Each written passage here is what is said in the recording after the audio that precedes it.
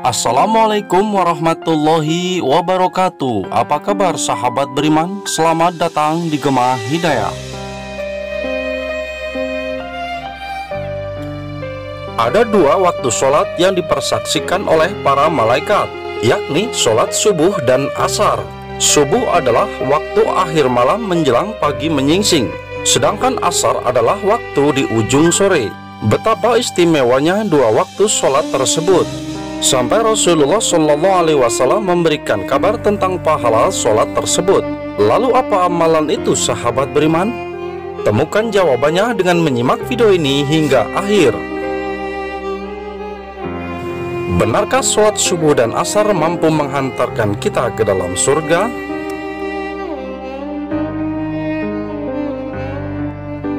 Sholat yang agung ini memang memiliki daya tarik karena kedudukannya dalam Islam dan nilainya yang tinggi dalam syariat. Banyak sekali hadis yang mendorong untuk melaksanakan sholat subuh dan menyanjung mereka yang menjaganya. Rasulullah SAW mengetahui waktu subuh adalah waktu yang sulit. Seorang muslim bila dibiarkan begitu saja akan memilih untuk mengistirahatkan dirinya sampai matahari terbit dan meninggalkan sholat wajibnya. Karena itu Rasulullah SAW mengkhususkan sholat mulia ini dengan keistimewaan tunggal dan sifat-sifat tertentu yang tidak terulang pada sholat lainnya. Banyak sekali keutamaan yang didapat di waktu subuh. Salah satunya keutamaan adalah Rasulullah SAW mendoakan umatnya yang bergegas dalam melaksanakan sholat subuh, sebagaimana disebutkan dalam suatu hadis. Ya Allah, berkatilah umatku selama mereka senang bangun subuh. Hadis riwayat Tirmizi, Abu Dawud, Ahmad, dan Ibnu Majah. Selain sholat subuh sahabat beriman, sholat asar ternyata banyak memiliki keutamaan. Sebelum berlanjut, klik dulu tombol loncengnya agar kita tetap bertebar siar melalui channel ini. Mari berbagi pengetahuan dan ilmu yang bermanfaat. Amin ya robbal alamin.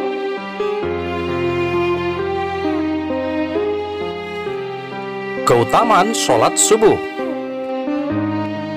Dalam hadis lain, Rasulullah SAW bersabda bahwasanya orang yang sholat subuh akan dijamin oleh Allah. Siapa yang menunaikan sholat subuh, maka ia akan berada dalam jaminan Allah. Maka janganlah kamu mencari jaminan Allah dengan sesuatu selain dari sholat, yang pada saat kamu mendapatkannya justru kamu tergelincir ke dalam api neraka. Hadis riwayat Muslim.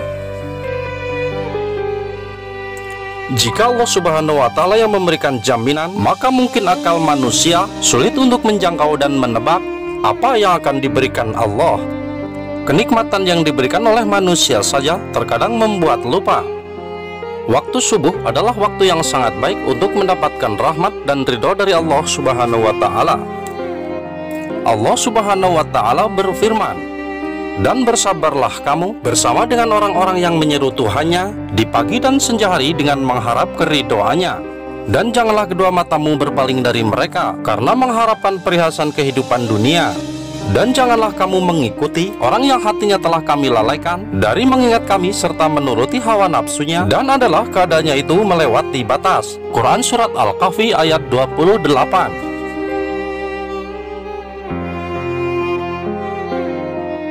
Keutamaan sholat subuh yang lain adalah Allah Subhanahu wa Ta'ala kelak akan memberikan pahala yang melebihi keindahan dunia dan isinya, sebagaimana telah disebutkan dalam satu riwayat Imam At-Tirmizi. Dari Aisyah radhiyallahu anha telah bersabda Rasulullah SAW, 2 rakaat sholat fajar pahalanya lebih indah daripada dunia dan seisinya. Begitulah keistimewaan sholat subuh.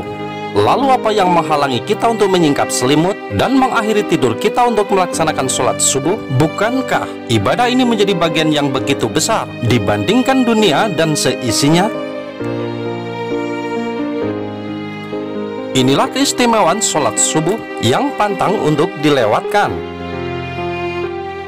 Pahala sholat malam 1 malam penuh.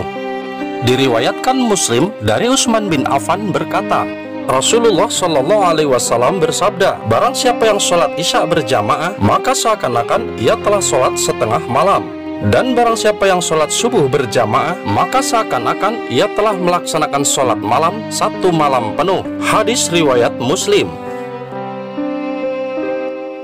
sumber cahaya di hari kiamat. Sahabat beriman, sholat subuh merupakan sumber dari segala sumber cahaya di hari kiamat. Di hari itu, semua sumber cahaya di dunia akan padam, matahari akan digulung, ibadahlah yang akan menerangi pelakunya. Surga yang dijanjikan. Diriwayatkan oleh Abu Musa al-Asy'ari radhiyallahu anhu, ia berkata, Rasulullah shallallahu alaihi wasallam bersabda, barang siapa yang sholat 2 waktu yang dingin, maka akan masuk surga. Hadis riwayat Al-Bukhari. 2 waktu yang dingin itu adalah sholat subuh dan sholat asar. Melihat Allah. Mereka yang menjaga sholat subuh dan asar dijanjikan kelak di surga akan melihat Allah subhanahu wa ta'ala. Hadis Rasulullah Shallallahu Alaihi Wasallam yang diriwayatkan Bukhari dan Muslim dari Jarir bin Abdullah radhiyallahu anhu, yang artinya, kami sedang duduk bersama Rasulullah Shallallahu Alaihi Wasallam ketika melihat bulan purnama. Beliau berkata, sungguh kalian akan melihat Rabb kalian sebagaimana kalian melihat bulan yang tidak terhalang dalam melihatnya. Apabila kalian mampu, janganlah kalian menyerah dalam melakukan sholat sebelum terbit matahari dan sholat sebelum terbenam matahari, maka lakukanlah. Hadis riwayat Al-Bukhari dan Muslim. Berada di bawah lindungan Allah subhanahu wa ta'ala. Rasulullah Shallallahu Alaihi Wasallam memberi janji, bila sholat subuh dikerjakan, maka Allah akan melindungi siapapun yang mengerjakannya seharian penuh. Hadis yang diriwayatkan dari Jundab bin Sufyan. Rasulullah Shallallahu Alaihi Wasallam bersabda, barang siapa yang menunaikan sholat subuh, maka ia berada dalam jaminan Allah. Maka jangan coba-coba membuat Allah membuktikan janjinya. Barang siapa yang membunuh orang yang menunaikan sholat subuh, Allah akan menuntutnya, sehingga ia akan membenamkan mukanya ke dalam neraka. Hadis riwayat Muslim, At-Tirmizi, dan Ibnu Majah. Sahabat beriman yang dirahmati Allah, selain sholat subuh, dalam sholat asar juga memiliki banyak keutamaan. Tertulis dalam Al-Quran, peliharalah segala sholatmu dan peliharalah sholat wusta ataupun asar. Quran Surat Al-Baqarah ayat 238. Ayat tersebut menjelaskan bahwa Allah memerintahkan kepada kita untuk selalu menjaga sholat wusta atau yang kita ketahui sholat asar.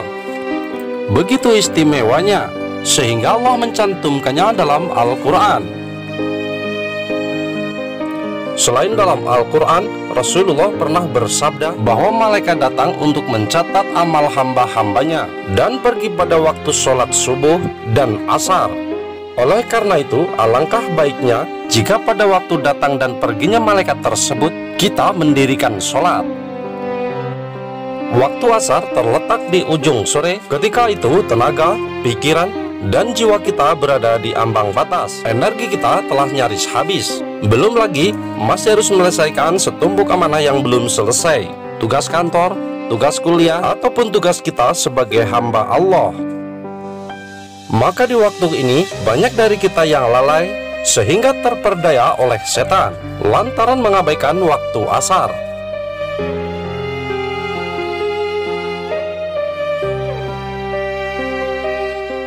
Hal ini sebagaimana terjadi pada sebagian kaum Quraisy yang sering menghabiskan waktu asar untuk bercerita tanpa arah yang jelas. Cerita mereka bermuatan hinaan, gunjingan, dan celaan kepada sesamanya. Ujungnya, mereka mencela waktu asar sebagai waktu yang celaka. Hal ini sebagaimana diungkapkan oleh Hamka dalam menafsirkan surat Al-Asr ayat 1. Asar banyak menyimpan keutamaan. Pertama, sholat asar adalah sholat yang disaksikan oleh malaikat bersama dengan sholat subuh. Kedua, amalan yang menghantarkan ke surga. Barang siapa yang mengerjakan sholat bardain, yaitu subuh dan asar, maka dia akan masuk ke dalam surga. Hadis riwayat Bukhari nomor 574 dan Muslim nomor 635. Dalam beberapa riwayat lain, Rasulullah juga menyebutkan tentang konsekuensi negatif bagi siapa saja yang meninggalkan ataupun melewatkan waktu asar dengan sengaja. Bahkan sahabat beriman, mereka yang kehilangan sholat di waktu asar, dikatakan oleh Rasulullah kehilangan harta, keluarga, dan amal salehnya. Dari Abdullah bin Umar radhiyallahu anhu, Rasulullah bersabda, Orang yang kehilangan sholat asar bagaikan orang yang kehilangan keluarga dan harta kekayaannya. Hadis riwayat Bukhari nomor 552. Dalam riwayat lain juga disebutkan dari Buraidah bahwa dia mengatakan kepada kaum muslimin ketika cuaca berawan, karena Nabi Shallallahu Alaihi Wasallam pernah bersabda, orang yang meninggalkan sholat asar hilanglah semua amal baiknya. Hadis riwayat Bukhari nomor 553. Tidaklah heran jika Rasulullah Shallallahu Alaihi Wasallam menyuruh kepada semua umatnya untuk mengisi waktu asar dengan memperbanyak doa dan zikir. Keduanya merupakan sarana yang sengaja Allah ciptakan agar kita senantiasa terbentengi oleh kejahatan setan yang terus-menerus menabuh genderang perangnya. Lalu masihkah berani meninggalkan sholat subuh dan asar, sahabat beriman? Jika tayangan ini bermanfaat, maka share ke yang lain, karena sebaik-baik manusia adalah yang bermanfaat untuk orang lain. Wassalamualaikum warahmatullahi wabarakatuh.